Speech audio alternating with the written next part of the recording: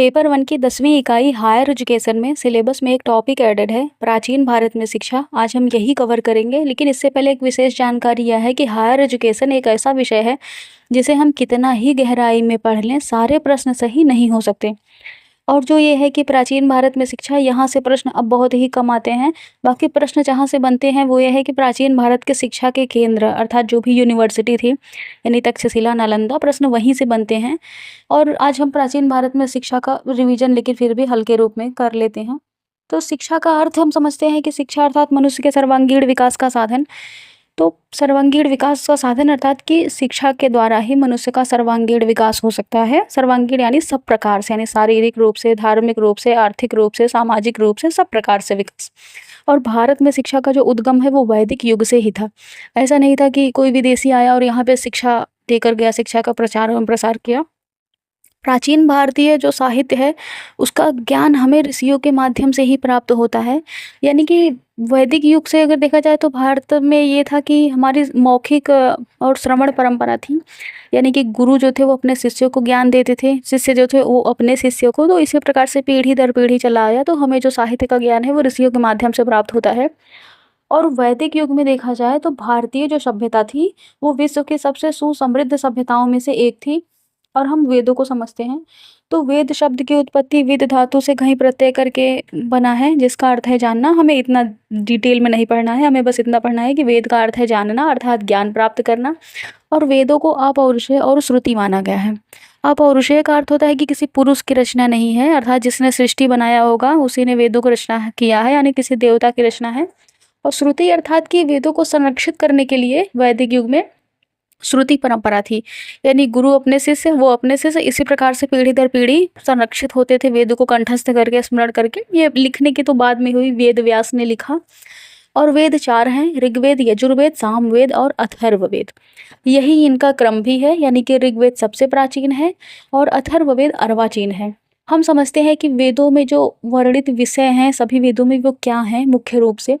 तो ऋग्वेद में मुख्य रूप से देवताओं की स्तुति के मंत्र हैं, प्राचीन है सबसे यह वेद। इसमें 10 मंडल और 1028 सूक्त हैं। यजुर्वेद में यज्ञ और कर्मकांड के नियम है, यजु का शब्द ही यज्ञ होता है। और यह गद्य पद्यात्मक वेद है, यानी इसमें गद्य और पद्य दोनों मिश्रित हैं। यजुर्वेद के 2 संप्रदाय हैं, हमें यह भी जानकारी ध्यान में रखनी है। एक है आदित्य संप्रदाय, एक है ब्रह्म संप्रदाय। आदित्य संप्रदाय के अंतर्गत शुक्ल यजुर्वेद, ब्रह्म संप्रदाय अर्थात कृष्ण यजुर्वेद। सामवेद को समझते हैं कि गायन और धुनों का संग्रह है सामवेद में। यानी कि जो ऋग्वेद के जो मंत्र हैं, ज़्यादातर सामवेद में ऋग्वेद के ही मंत्रों का संकलन किया गया है, पर गीत रूप में। और भारतीय शास्त्रीय संगीत का जो मूल स्रोत है वो सामवेद से ही निकला है, यानी कि वैदिक युग से ही भारत में संगीत था। अथर्ववेद में औषधि, जादू टोना और दैनिक जीवन के नियम तथा भौतिक ज्ञान है।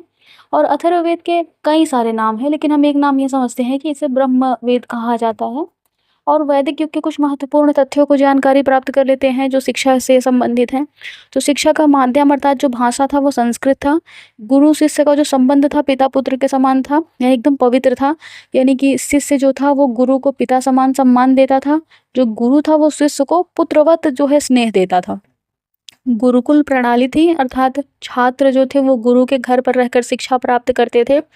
मौखिक परंपरा से ज्ञान प्राप्त किया जाता था, यानी कि ज्ञान को कंठस्थ करके एक पीढ़ी से दूसरी पीढ़ी तक पहुंचाया जाता था। वित्त पोषण जो था वो शिक्षा निःशुल्क थी वैदिक युग में।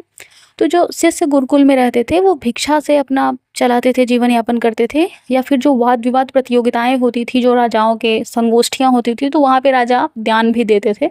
तो इसी से वित्त पोषण होता था। और शैक्षणिक जो सत्र था वो श्रावण की पूर्णिमा से शुरू होता था, यानी एडमिशन हम कह सकते हैं, जो सेशन था वो श्रावण की पूर्णिमा अर्थात आज के समय में देखें तो जिसे संस्कृत दिवस या रक्षाबंधन के रूप में मनाया जाता था उस समय शुरू होता था।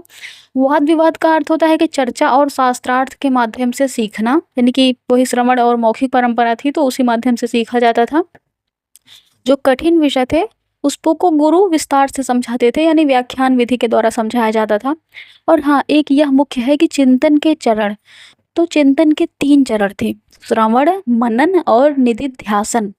श्रवण अर्थात सुना, मनन अर्थात जो सुना है उसे सोचा, निधिध्यासन अर्थात जो सुना फिर सोचा उसको लागू यानी कि स्वयं पर धारण किया। तो यह हो गया कुछ महत्वपूर्ण तथ्य। अब हम समझते हैं वैदिक साहित्य का वर्गीकरण। प्रत्येक वेद प्रत्येक वेद के 4 मुख्य भाग होते थे। अर्थात कहें तो प्रत्येक वेद के 4 मुख्य भाग हैं जो कर्मकांड से दर्शन की ओर बढ़ते हैं। तो 4 मुख्य भाग ये है कि संहिता, ब्राह्मण, आरण्यक और उपनिषद। तो संहिता का अर्थ अगर समझे तो जो मंत्रों का मूल भाग है, यानी कि ऋग्वेद, यजुर्वेद, सामवेद और अथर्ववेद जो मूल मंत्र हैं उसे संहिता कहेंगे।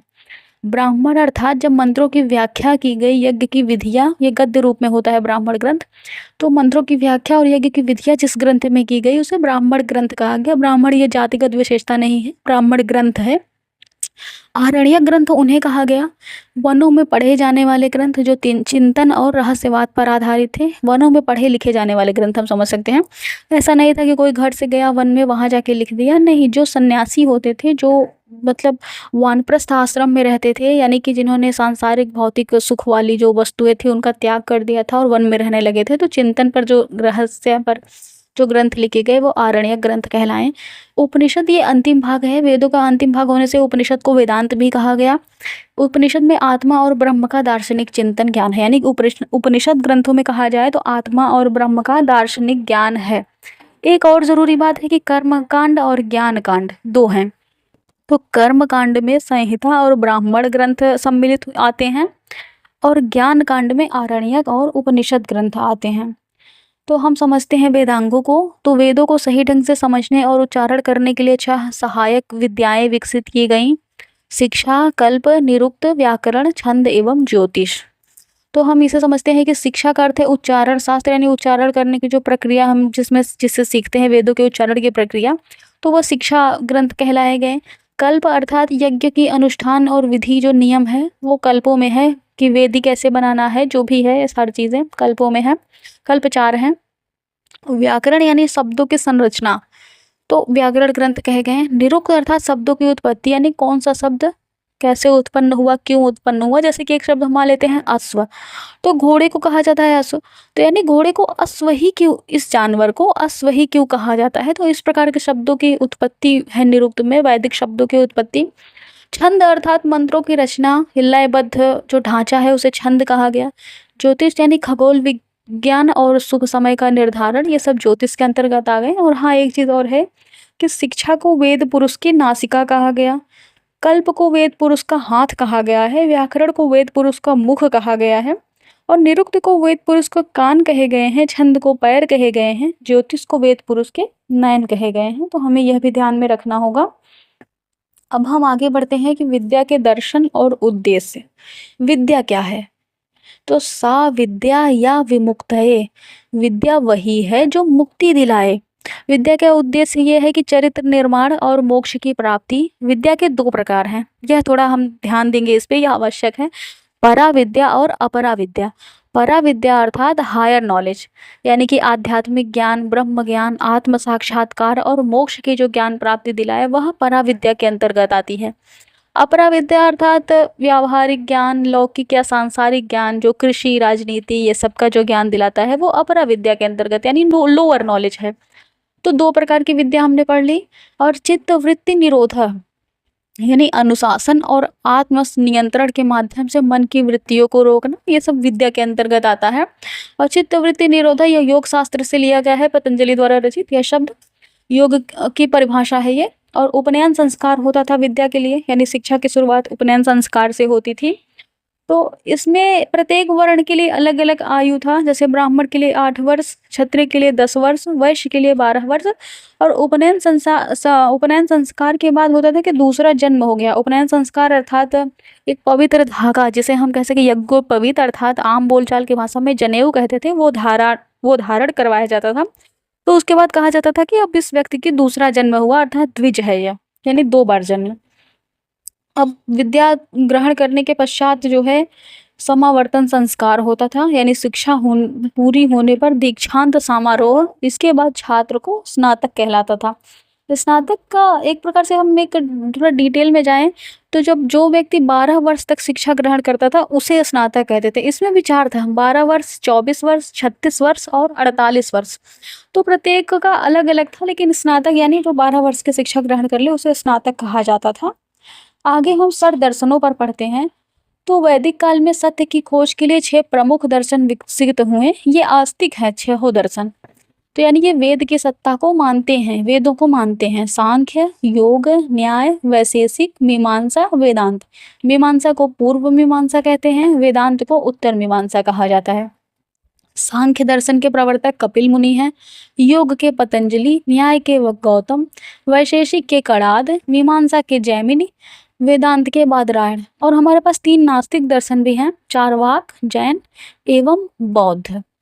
तो हम अगर वैदिक काल में, वैदिक युग में देखें महिलाओं की क्या स्थिति थी, तो महिलाओं की स्थिति बहुत ही अच्छी थी। उन्हें पूरा अधिकार था, वो कुछ भी कर सकती थी, यानी उन्हें पूरे तरह से अधिकार था शिक्षा को लेकर के प्रत्येक क्षेत्र में। तो वैदिक काल में महिलाओं को भी शिक्षा का अधिकार था। और हाँ, यहाँ पे 2 प्रकार का था शिक्षा प्राप्त करने वाली महिलाओं, 2 कैटेगरी में थी। एक थी ब्रह्मवादिनी, एक थी सद्योदवाहा। ब्रह्मवादिनी उन स्त्रियों को कहा जाता था जो विवाह नहीं करती थी, जीवन भर दर्शन और वेदों का अध्ययन करती थी, जैसे कि गार्गी, मैत्रेयी, लोपामुद्रा, घोषा, अपाला। ये जो स्त्रियां थी ये वाद विवाद प्रतियोगिताओं में भी जाती थी, मतलब एकदम उनको एक पुरुषों के बराबर का सम्मान था। ऐसा नहीं था कि पुरुष स्त्री को अलग अलग सम्मान दिया जाता था।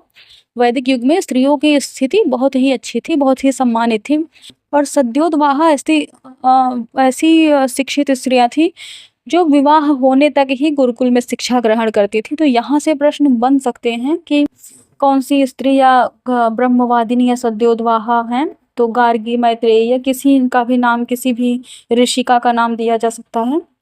तो अब हम बढ़ते हैं जहाँ हमारा मुख्य टॉपिक है, जहाँ से प्रश्न बन ही सकते हैं, मतलब बनते भी हैं, मिलान वाले प्रश्न बनते हैं सही मिलान में। तो प्रमुख आचार्य अथवा ऋषि और उनकी रचनाएं। तो पाणिनि की रचना अष्टाध्यायी, पतंजलि की महाभाष्य अथवा योग सूत्र, 2 रचनाएं हैं जो प्रसिद्ध हैं। कपिल मुनि के सांख्य सूत्र, गौतम ऋषि की न्याय सूत्र, कणाद की वैशेषिक सूत्र, यास्क की निरुक्त शास्त्र, पिंगल की छंद शास्त्र, चाणक्य का अर्थशास्त्र, जैमिनी का मीमांसा सूत्र, बादरायण का ब्रह्म सूत्र, आर्यभट्ट का आर्यभटीय, महर्षि चरक की चरक संहिता है, महर्षि सुश्रुत की सुश्रुत संहिता है, महर्षि वाग्भट की अष्टांग हृदय।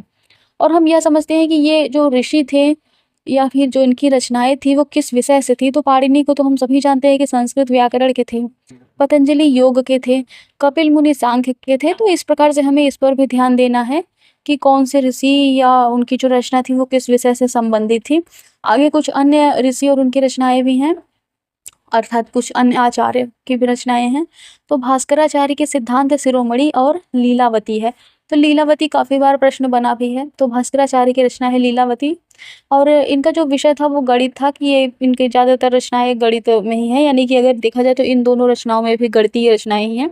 बौधायन का शुल्ब सूत्र, वराह मिहिर का पंच सिद्धांतिका और वृहत संहिता, भरत मुनि का नाट्यशास्त्र है, यह भी महत्वपूर्ण है।